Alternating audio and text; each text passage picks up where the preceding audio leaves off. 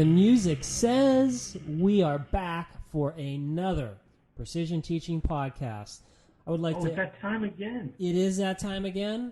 Welcome, people. I am joined today by my trusty co-host, Doug Kostowitz. That's right, I'm here, and I'm better than ever. Better than ever. That's right. Well, Doug, we have another action-packed show. Lots of intrigue, lots of mysteries that will be solved, lots of questions that will be asked. So are they questions wrapped inside of an enigma surrounded by a mystery? Yeah, that's the winner there. I was thinking of something witty to reply, but you got me right there. That was good. I have to say, I stole that from which Batman was that? The one with the Riddler. Was that from Batman, or didn't Joey Pesci? Wasn't he in some movie where he asked that, like in a Kennedy movie, or?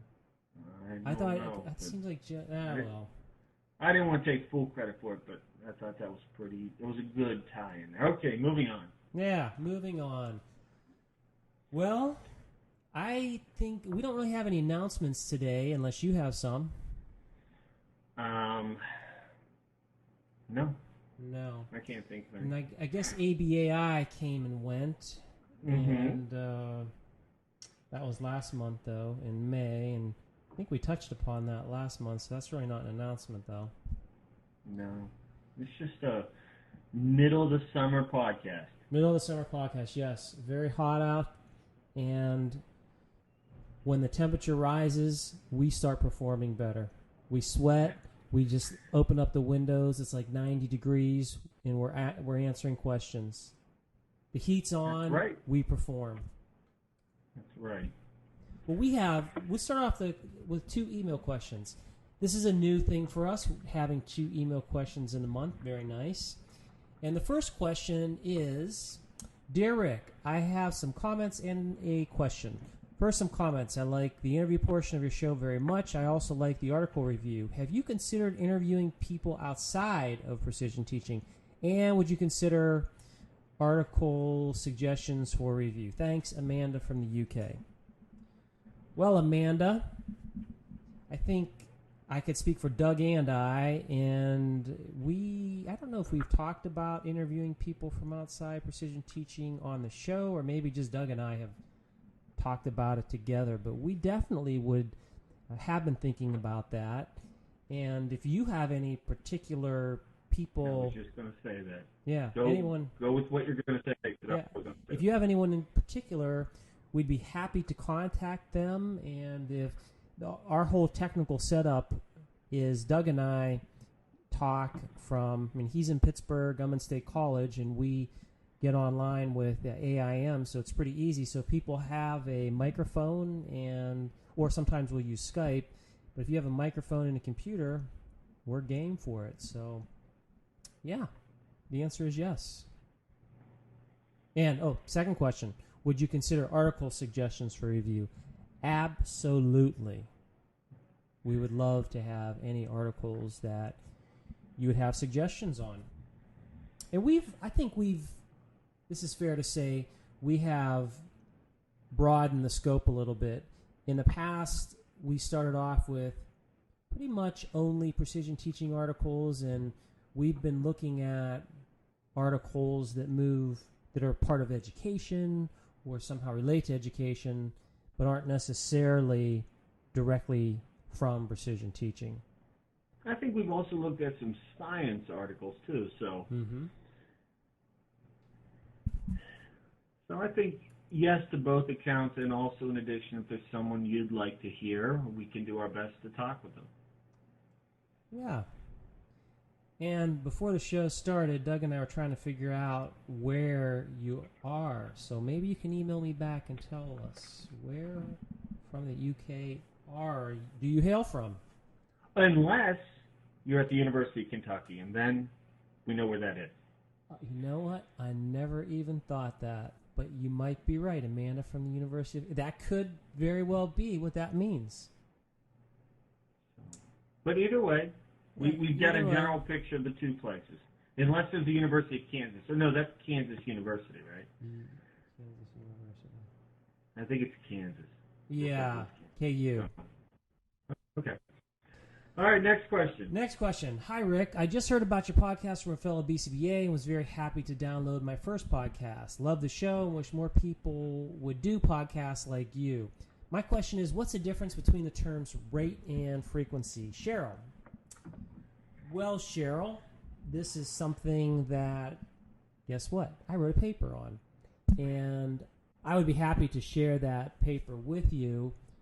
But this is one of my pet peeves. And as I'm starting to put my thoughts together, here is why it's a pet peeve. People use those people use those terms synonymously. And in essence, if you look at Skinner and how other people use that term, they are using them synonymously.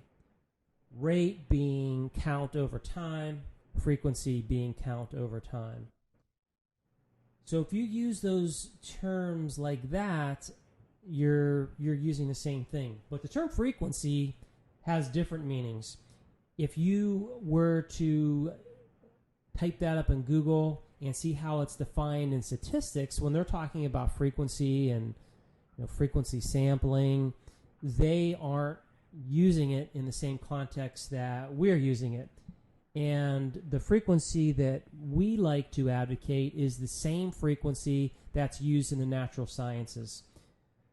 Precision teachers and precision teaching it takes a lot from science. And that's one of the things that Lindsley gave us, is this not just reverence, but this practical use of science. And looking at frequencies of behavior is incredibly important, and many of the discoveries that we've made in precision teaching have come about because, hey, let's look at frequency, and that gives us an incredible advantage over just looking at the count. And the one thing that I mentioned in my article, and this gets to my pet peeve part, is some people will define them differently, and when they talk about frequency, they will define it in terms of count. How often does something happen? If Doug were counting how often I said something out of turn, my frequency of saying things out of turn would be just a count. Maybe I did it 8 times. Then that is how people are defining frequency. But we're not defining frequency that way. We're defining frequency as, okay, I did it 8 times, but what was the time frame? So when people just use frequency to mean count, I don't think that's a good way of using it. It bothers me. And again, in precision teaching, I like using the term frequency as they do in the natural science. And I think many of our peers in precision teaching would use it and mean it in that same way. Is that your take on it, Doug? Yeah, that'd be my take. Wouldn't you just, to sum everything you just said, while they can be synonymous, it's a safer and more always correct way just to use rate. Would you, and then, just not fall back on frequency? Would you agree or disagree that just saying, if you're measuring count over time, then it's rate. And if you're doing something else, then it's something else, not to take away from it. It's just, if you're using frequency, it can add some confusion into the mix. No, my take is let's use frequency and not use rate. Oh, just use frequency, but use it in the correct manner. Exactly. Now, okay. If we're using the term rate and we mean rate to mean the same thing that frequency means, then that's okay. But if we talk to people outside, if we talk to someone in the natural sciences and they talk about frequency, they're going to instantly understand what that is. If you look at the National Institutes of, what is it? The National Institute of, why am I blocking on their name? They are the people that look at weights and the NIST. What is that? The National Institute of Standards and Technology. That's it. If they define it in terms of a natural science, again, I would say if you're talking to other people in the field of behavior analysis and you use the term rate, you're all going to understand. Everyone's going to be on the same wavelength. If you use the term frequency, they may not actually mean. So your comments, Doug, it depends on who you're talking to. If you're in a behavior analytic audience and use the term rate, everyone's always going to know what you mean. I wish it wasn't like that. I wish everyone used frequency properly. If I had my druthers, that's how it would be, but no one has yet to appoint me the ruler of language. And until they do, people are going to talk as they want to talk. So, but again, in a science, you want your terms to communicate and convey what they're meant to say. So why not use your terms the way they use it in the natural sciences? Use it how you like, but you try to use it properly and try to work on using language as, especially in a science. Well, I guess that gets back to, again, choosing your terms. So if you use terms that could create confusion, then people could be confused. Maybe I'm getting off on a little rant here, but the bottom line is this. I like to use the term frequency as they do in the natural sciences, which is you look at the count over time, and I prefer that term to rate. But again, if you're using it, I don't think anyone is necessarily going to be confused if you're only using rate, if you're talking to a behavioral audience.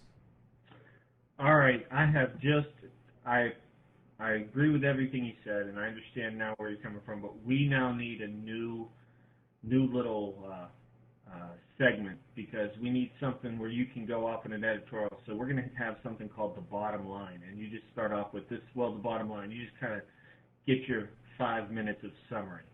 That would be awesome. I like that.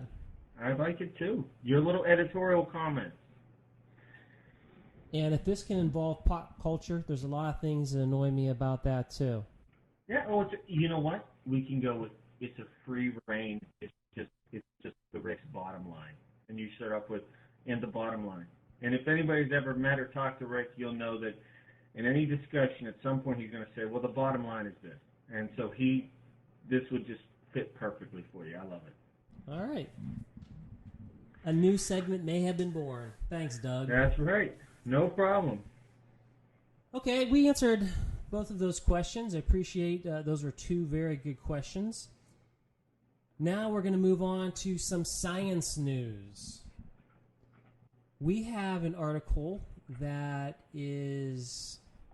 comes from Science News, and the headline is, "For sight reading music, practice doesn't make perfect." What do you think about this, Doug?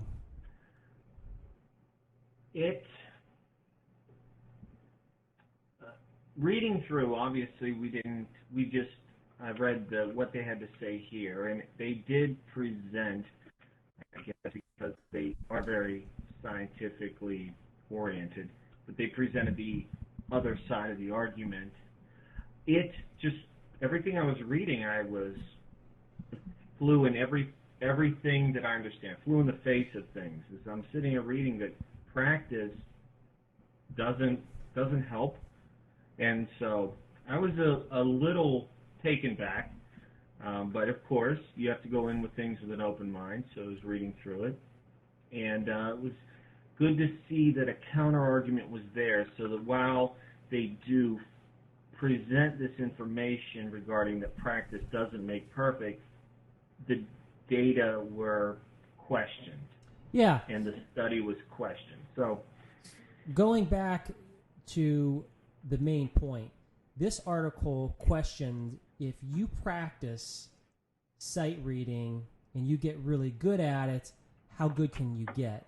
And these researchers are saying there is some type of structure which is called, when you look at memory capacity, and they look at a particular type of memory capacity, which they're looking at the working memory capacity.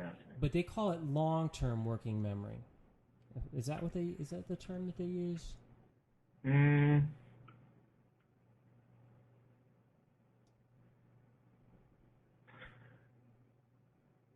No, they only call it working memory, and they basically say that while it's practice helps you acquire expertise, they say it's not sufficient to overcome the limitation of those basic cognitive abilities, a la that working memory.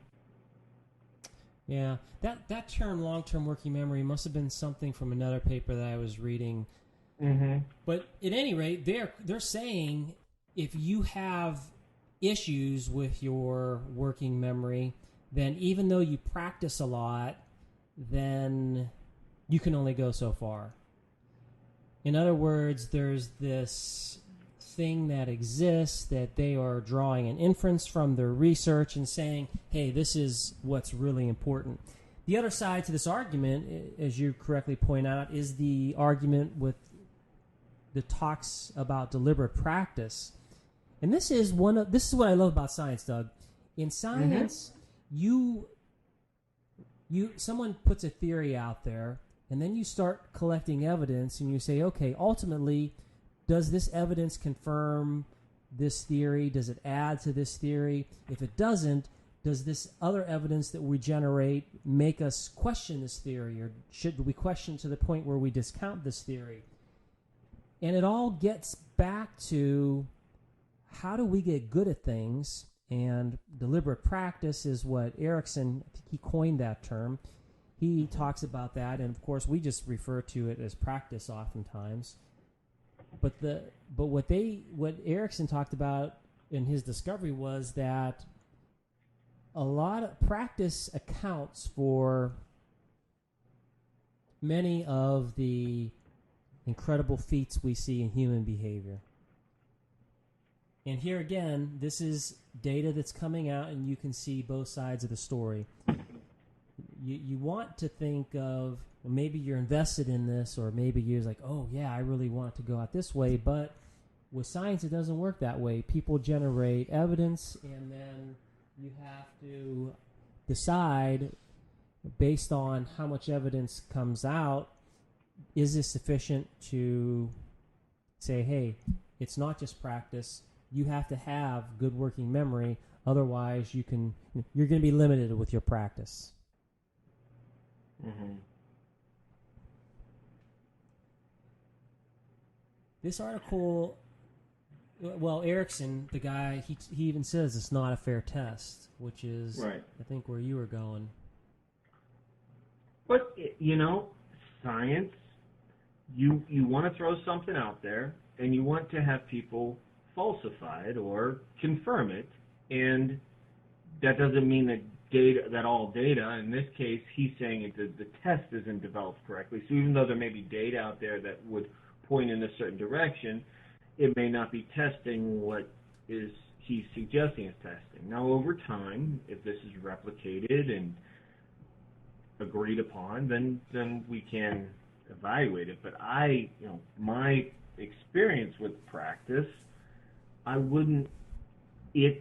now this isn't good science to say logically, but it didn't make a lot of sense. It didn't fit with other things I know about human behavior. Mm-hmm. And that's why it kind of, a lot of red flags, and so it's good to see, hey, you know what? Even though maybe Erickson's emotionally or somehow tied to, obviously, his theory, he's human, he's saying something that I would tend to agree with. Maybe I'm emotionally tied to it, but I think that the data is right now in one camp, and somebody else is bringing out something new to question it. It's published, so obviously the peers at the time said this is something that needs to be shared. It may turn out to be something else, but it's a wonderful process, and so you don't just make decisions on one point. That's right. Grab it from everywhere you can, evaluate it, judge it, and move forward.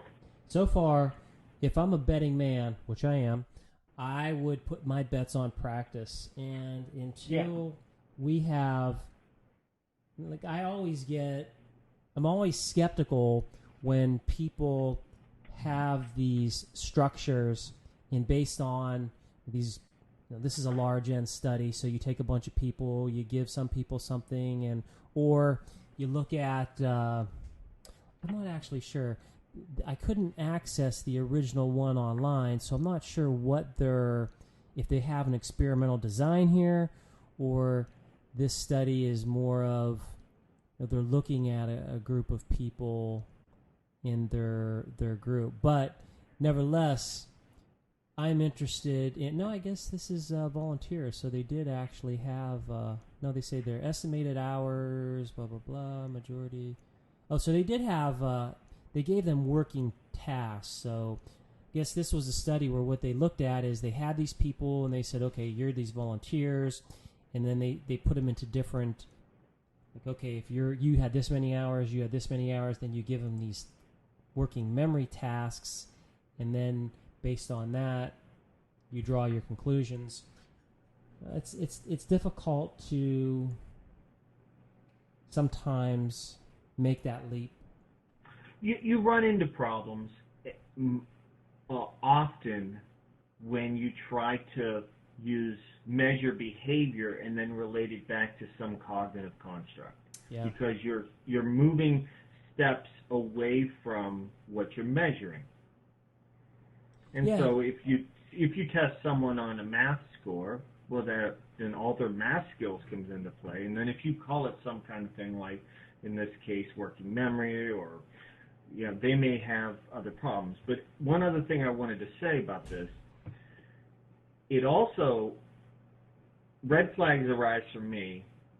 And I know you said you're a vetting man, you put it in practice. I also don't like to see that there are there's this arbitrary stop point. Like, people cannot do anything past this. And I think like a ceiling.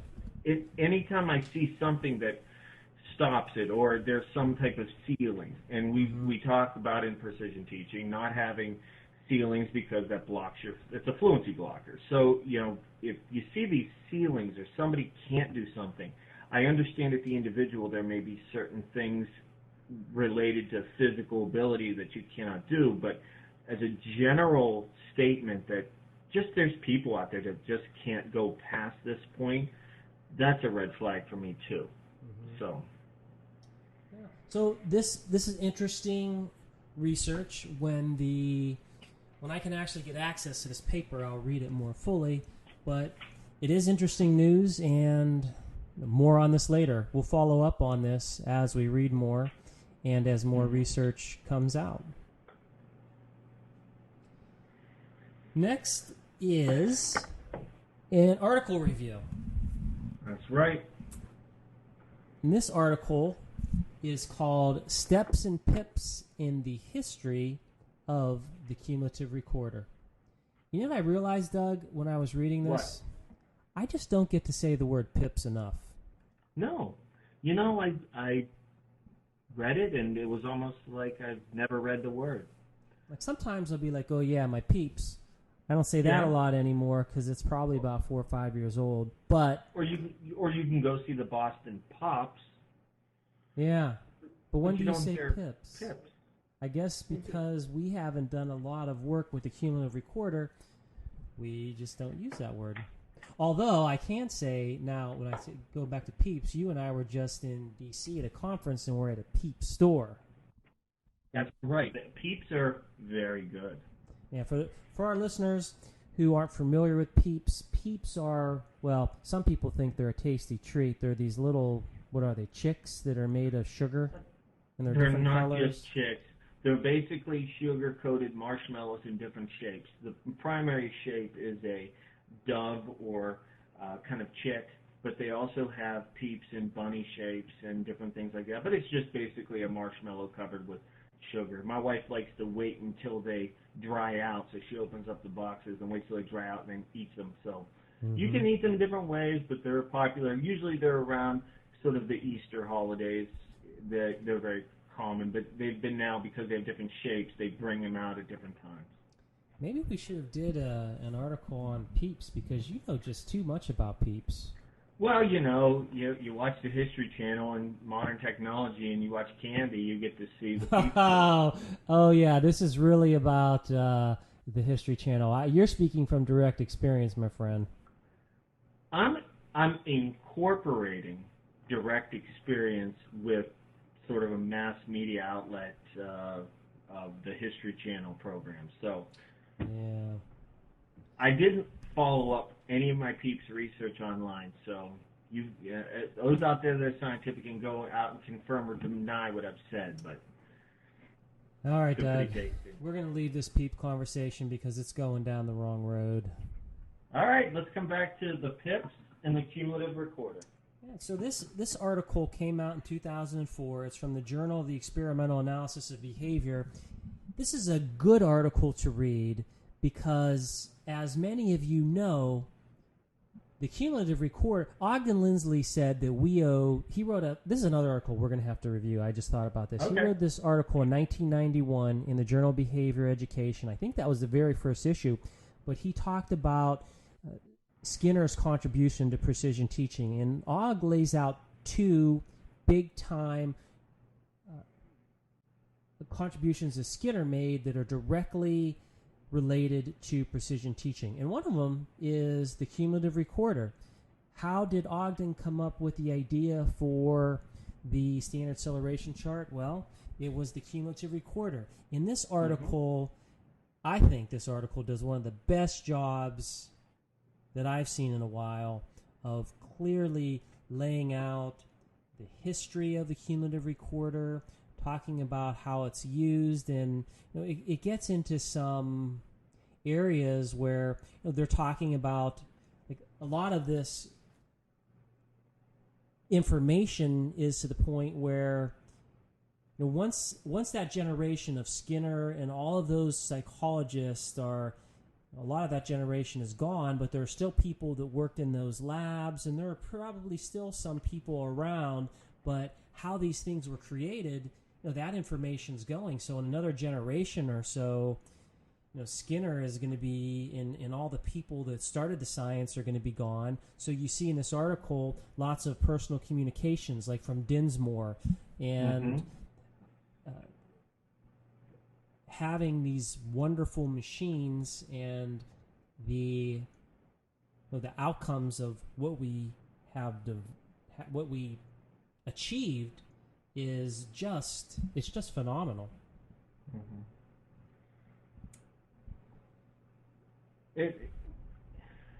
It not only gives the technological flavor, the advancement, but it just at each step along the way gives you that backstory of it would take some. I remember reading in here or viewing the one famous picture of Skinner at Indiana. Yes. Actually, they zoom in the picture and then noticed a sort of equipment there, and it's how it's I think 3 cumulative recorders that are running in parallel. And then they talked to the next psychologist who moved into that office, and how there were different things, and that wasn't there later on, and just all the little backstories as this technology advanced, and how Keller involved himself in moving things through. It's like reading just a history lesson, all surrounding the cumulative recorder. It's just great. Yeah. What I was thinking about, and I think about behavior quite a bit, and as a subject matter, here we are, this is 2010, and our science is still fledgling. I think that's safe to say. It's been around. Psychology in general is new. Behavior analysis, behaviorism is maybe a little older, but the behavior analysis that we have all known to come and love and use has a shorter shelf life than these other forms of behavior analysis. When you put it up against something like geology or physics, and if you look at how long that's been around, a few hundred years, in some cases longer, even still things like it took how many hundreds of years to get to understanding how the plates move. Yeah, plate tectonics. And that science was advanced 250, 300 years later than, or maybe a little bit shorter. I don't want, but it was at least over 150, 200 years. They came to that discovery, and if we're only 50 years old or 80 years old, there could be things that technology will help with in another 50 years that can advance our science. Yeah, well, you're right, Doug. I mean, when plate tectonics is a great example. I want to say, was it the 50s or 60s when we were on the moon before it was commonly accepted that plates move? And so you think about how commonplace it is to understand that there's fault lines and how the plates grind against each other or go under each other or expand from a point. We didn't fully understand or agree as a science that was happening until after we were on the moon. Exactly. So in terms of that, just maybe 20 years beforehand, and we think about behavior, we actually, with the cumulative recorder, we were able to put animals, organisms in there, and we could see behavior happening in real time. We could see real-time changes, and we could look directly at contingencies. We could look at schedules of reinforcement. All of that was captured with the invention of the cumulative recorder. We don't have that intervention. Who knows where we are today? No, you're right. And, well, it's paramount that we had it to propel the science of behavior to where we are now. And who knows what's going to take us further. But would you agree or disagree that, and you in behavior analysis, and both of us are behavior analysts, to spend time working in a rat lab where you're actually able to see printouts and experience that, do you think that's almost absolutely necessary to kind of propel someone in behavior analysis or into two levels of behavior analysis? If you don't, you believe you need that history or don't? What do you think? Well, it's a very useful history, and that history would allow you to have a different perspective on a number of things. It's like anything. When you can be directly shaped by those events, that's going to give you a different perspective on things. But there are a lot of people. Yeah, I mean, there are a lot of people that don't necessarily have that really can, they can still do good work, and they can understand our science of behavior. I mean, I grew up without the benefit of being in a rat lab or a pigeon lab, and I wish I did have that experience, but I haven't. Well, I think that's what sold me on the whole science, being able to do that. So it's not absolutely necessary, but it is a advantage, let's say. Absolutely. In this article, there's a couple things that I highlighted. Here's one quick section that I wanted to bring to everyone's attention. Cumulative records gave the investigator visual access to behavior in real time like no other measure before, revealing both small local behavioral effects and more molar ones, such as characteristic temporal and response patterns generated by each type of reinforcement schedule. That says a lot right there. These patterns that were developed, when you look at them with the graph, what these investigators were interested in, they weren't looking directly at the rat inside the chamber, or when they worked with pigeons directly in a chamber. What they were poring over were the records, the two-dimensional visual record of that behavior. They looked for patterns in nature, not by being glued to watching the rat directly, but looking at the pattern of the rat's responses in these cumulative records. And why is that most important? Because in our field of precision teaching, that's exactly what we do.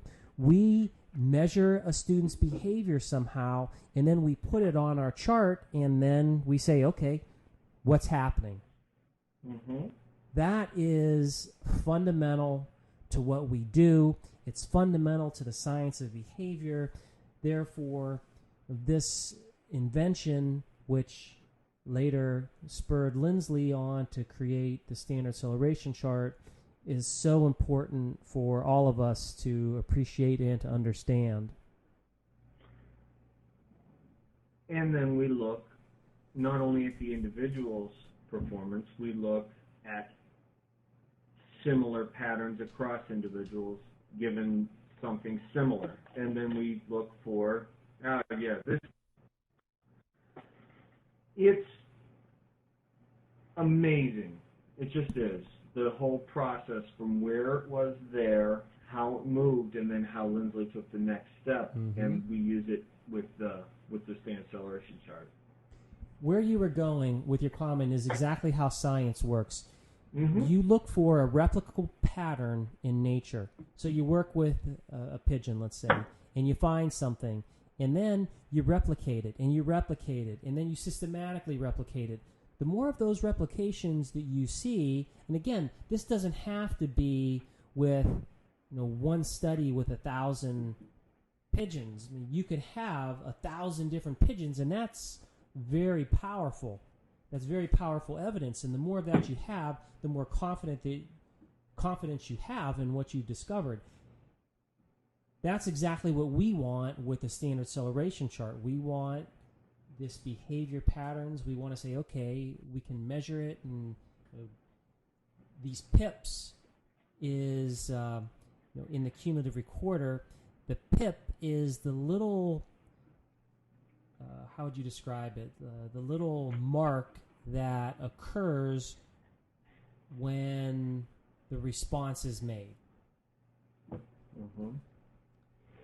And you think about, the similar patterns of behavior, and I don't even know that sort of a slot machine programmer understands behavior analysis, maybe not, but they would, if given an opportunity, they wouldn't put someone on schedules that would have very slow responses.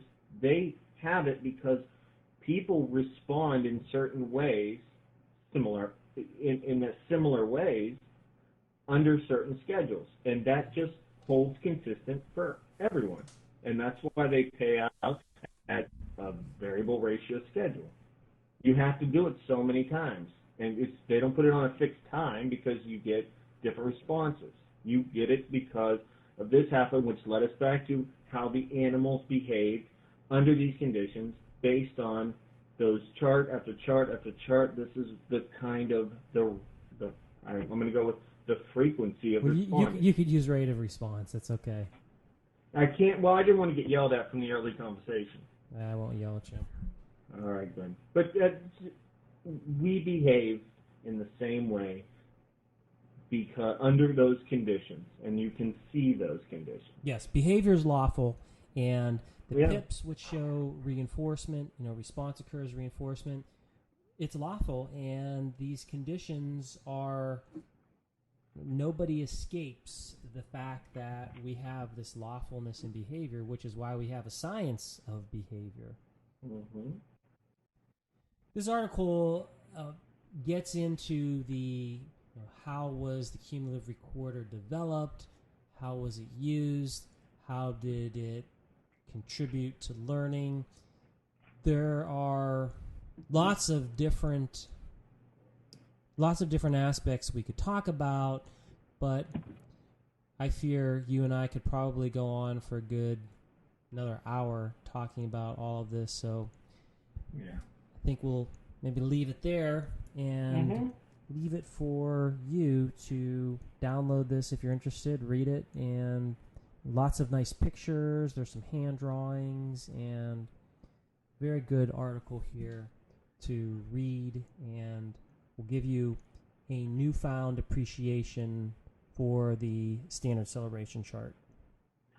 One thing that I don't think we've ever asked for, and I think it'd be neat, is if you're reading these articles and you have follow-up questions to those articles, we'd be sure glad to try to address those if there were some specific questions you had on the article we presented. So Sure. in the next one, we can refer back to it. I thought that might be a nice opening for if people had questions.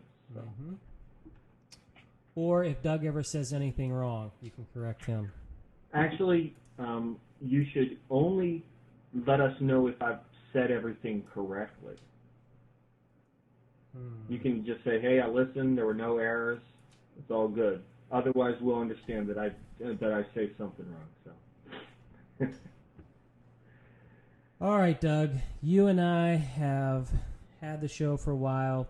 We don't have an interview tonight, but what we do have is a research update with Shawn Datchuk, and I thought that this would be a nice. I thought this would be a nice segment to, if I could get this every 4 or 5 months, where what we'll do is talk to people who are conducting research, get an update, talk about that research. That'll be nice to have a part of the show so that people can get a sense of what some of the research that people are doing in precision teaching. Mm-hmm. So with that, here is the research update with Shawn Datchuk.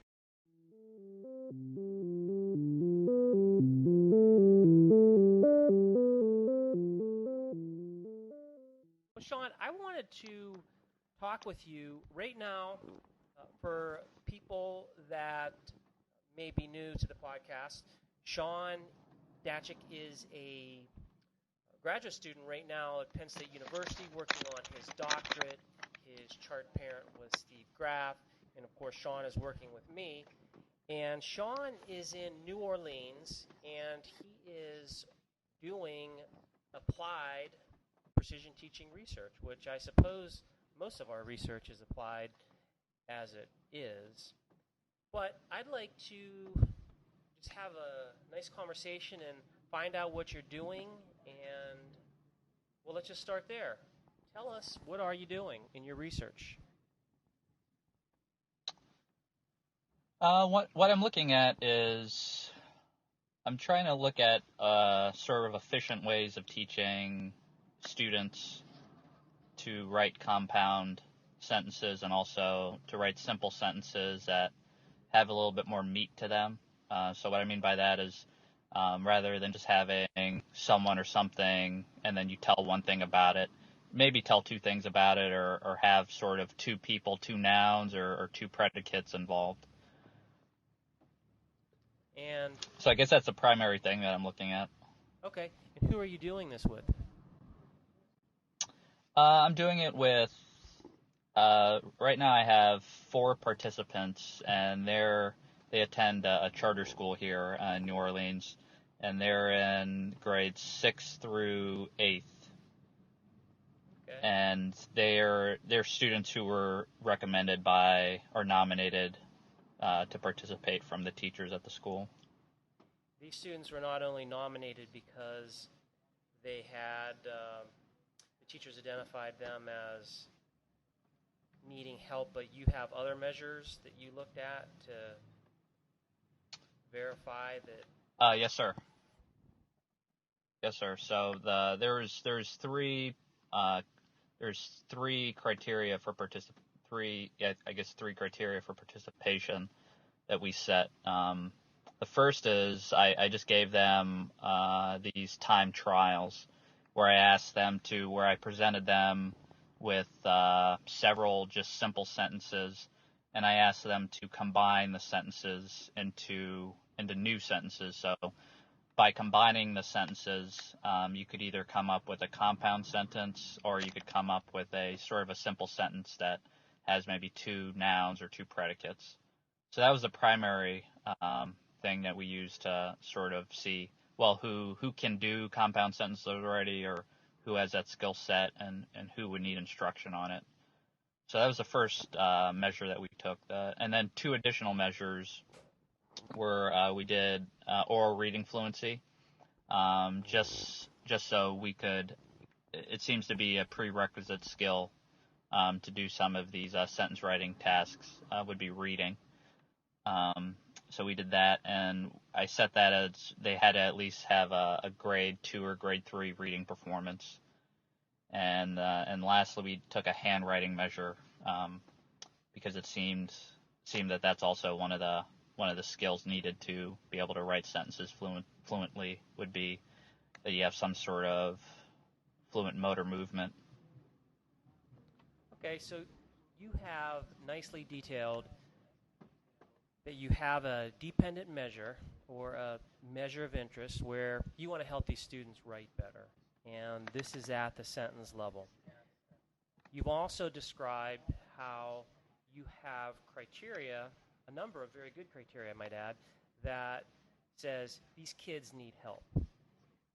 What do you do in regards to your independent variable? What is the variable of interest that you're looking at to see, does it help these students write better? Write better simple sentences, I should say. Yeah, Wait, I said simple sentences. I'm sorry to talk over you. It's not really simple sentences, though, is it? Yeah, it would be simple sentences and also compound sentences. Yes. So what the primary, there's two independent variables. One would be acquisition, so I provide them with instruction. And the instruction and the instructional components that I used would be sentence combining. So that's a type of sort of instructional prompting that the instructor presents students with two simple sentences, such as Tom loves music, he bought the new Kanye West CD.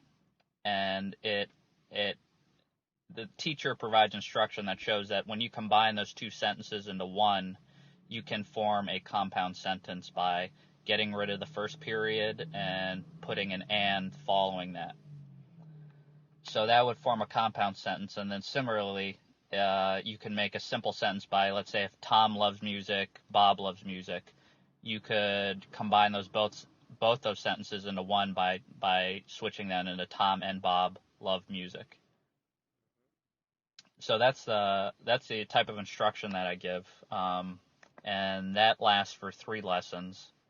The lessons run about 20 to 30 minutes each. So in about an hour, it seems like students are able to reach some sort of accuracy criteria by combining 9 out of 10 sentences appropriately.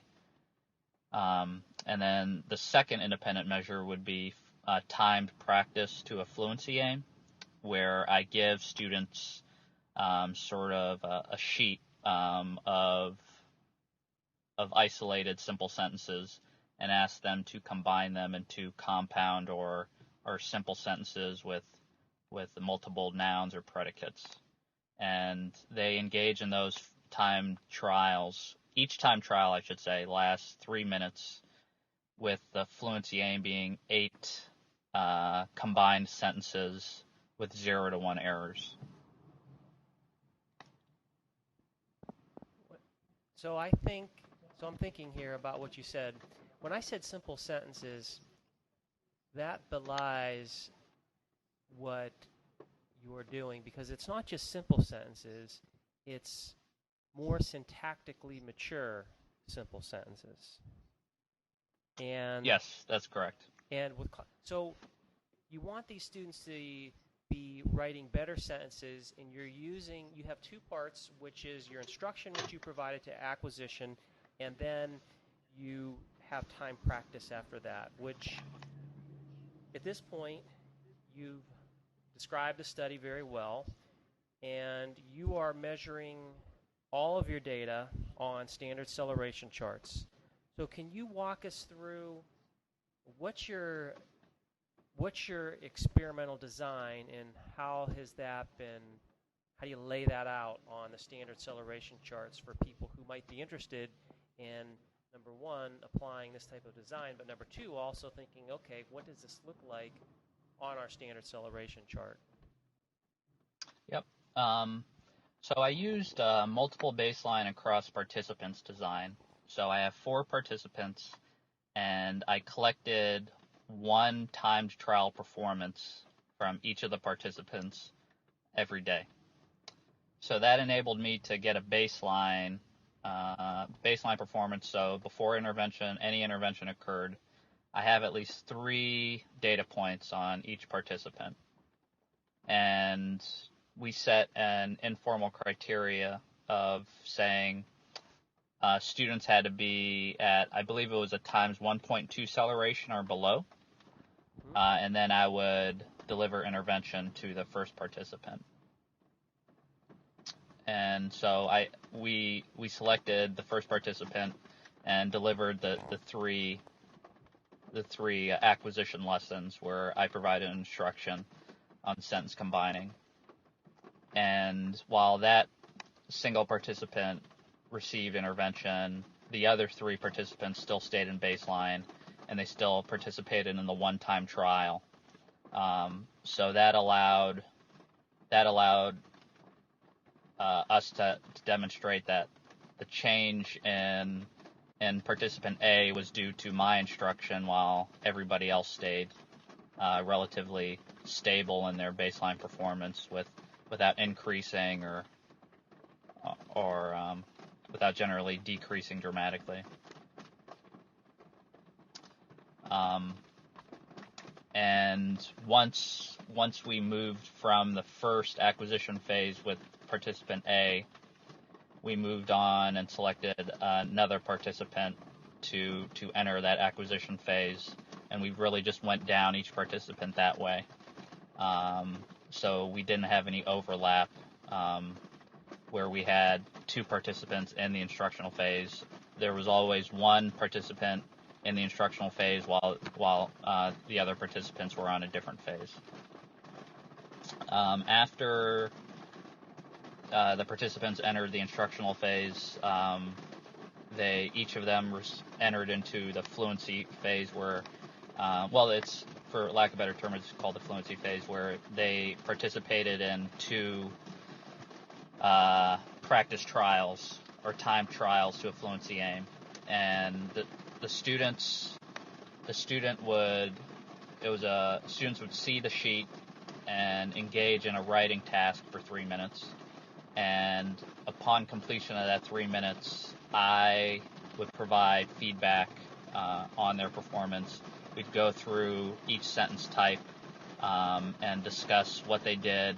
I'd provide error correction then, and then they would engage in another time trial. So during that time trial phase, each participant had 2 practice trials, and then they completed an assessment trial where I took that and put it on the standard acceleration chart. Or I should say that they put it on the standard acceleration chart. They dropped the dot and put the X for incorrects. And as you describe this, I'm thinking about that. You can use a standard. You can use these designs with or without the chart. You're using it with the chart, and you've done a really good job of describing it. Maybe you can let us know a little bit about what are you finding so far. I know you're in the glorious midst of research as we speak. You're not done. You still have people to go, but your data is starting to emerge. So what are you seeing? Yeah. I should first say I'm a research novice. This is my first, I guess, single case study, or any case study that I've sort of done with some sort of level of level of expertise, or at least I'm conscious of each instructional phase or each experimental phase. But for 2 of the participants that completed intervention, I saw a nice JAWS. So JAWS referring to a learning picture where during baseline their incorrects were higher than their corrects. And then once intervention occurred across the 2 intervention phases, their incorrects sloped down, so they decelerated, and their corrects accelerated to where they crossed each other into an X, or I guess they'd call that a JAWS. So I have two of the participants have displayed JAWS, and the other two are currently going through the last one, the one who just entered in the instructional phase. Their errors have declined and their corrects have started to stabilize. And the let's see, the participant before that, it's right now a little hard to tell. Okay. What is exciting for me are a number of things. Number one, you have an idea that in terms of practice, I think it's fair to say people have done sentence combining. It has been around for a while. It's in instructional books. And, in fact, there's research on sentence combining. But what you're doing is you're looking at sentence combining, and you're looking at it very specifically. You're also looking at what affects not just acquisition, because there is some acquisition stuff out there, but when you take this and you do time practice to a fluency aim, then what happens? I like that. That idea is exciting, and I just can't wait to see what happens. But what also will be a very cool thing is this is all on standard acceleration charts, so we can actually look at what are the accelerations, how much learning has occurred as a result of this intervention, and being able to match up those answers with what you find, or with the independent variable. That is also really exciting. I suppose the third thing that will be interesting is if this does turn out the way it is, look like it's unfolding, then I would imagine this would be able to be shared with the professional audience in a number of journals, and it'll be curious to see, maybe curious isn't the right word, interesting, curious to see how reviewers would accept very good data on the chart. So lots of good things are happening with your data. Yeah, it's definitely. I am intrigued by the level analysis the standard acceleration chart and taking a frequency measure has given me. For example, there was one participant during acquisition. His incorrects, he didn't make any errors, so he was getting 4 corrects and 0 errors all through acquisition, which was interesting to me, because if I would to change that to a percentage, he was a top performer if I just went off of percentage. But really, the 4 corrects, at least according to the fluency aim that we got from high-performing writers of about 8, meant that he still had a long way to go. But I found that interesting just to sort of compare that to if I were to change that to a percentage. That would be really masked to me. And then also, 2, during the fluency phase, when he had to sort of actively push and really sort of pull to try to get up to that 8, his errors also started to pick up. So that allowed me to see that, okay, even though he showed sort of an accurate, some accurate performance during acquisition, he hadn't really mastered this yet, and that really became exposed by going into these time trials.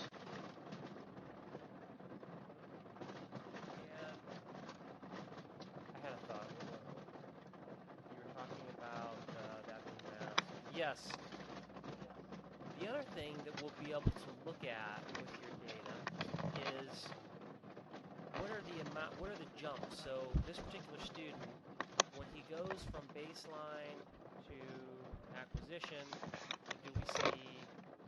Well, I don't know. We won't be able to look at acceleration because there aren't enough data points, I don't believe. Mm-hmm. But you certainly can look at jumps, and what kind of effect does that have across all of the students? Yeah. That's the other thing, too. That is wonderful about single case design, because when you do things, looking at this one student who is not necessarily doing the same as others, you instantly say something's going on here. What is different about this person? And because if you do single case design correctly, then you're going to focus in on what makes this student different from the other students, and why is it this variable that's having this effect on these other students, why isn't it having this effect on this student?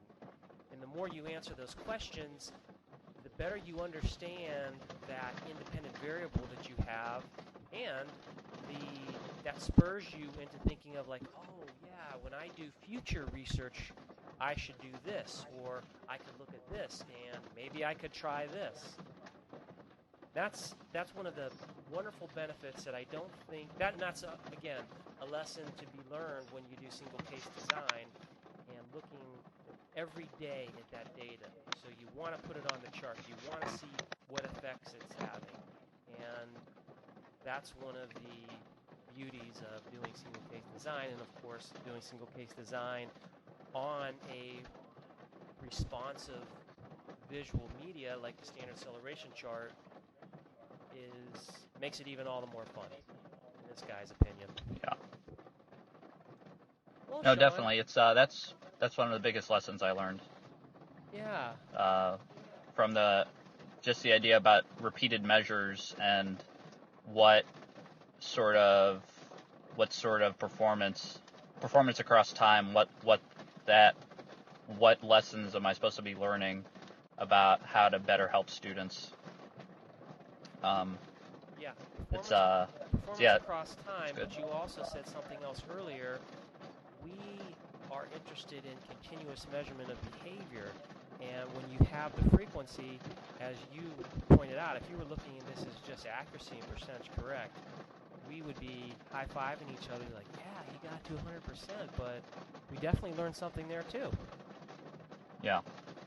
Yeah, I was preparing to say what were the big lessons that you are learning so far, but you must have been reading my mind because you just went right into that very, very good description of it. So I won't ask you that question.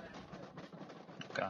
But we are nearing our end of our chat. Is there anything else that you want to talk about or jumps out at you?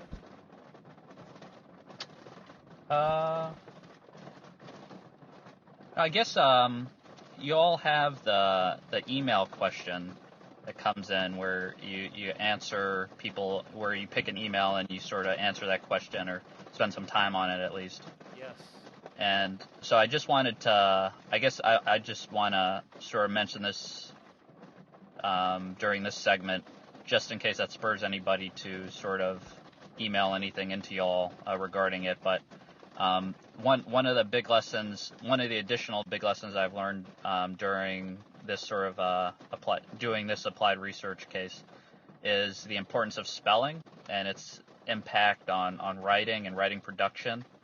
And so I just wanted to toss out that lesson that I'm learning in terms of, it seems to be very important, at least informally from what I'm looking at, and possible explanations for variance across participants and how well this intervention has helped them.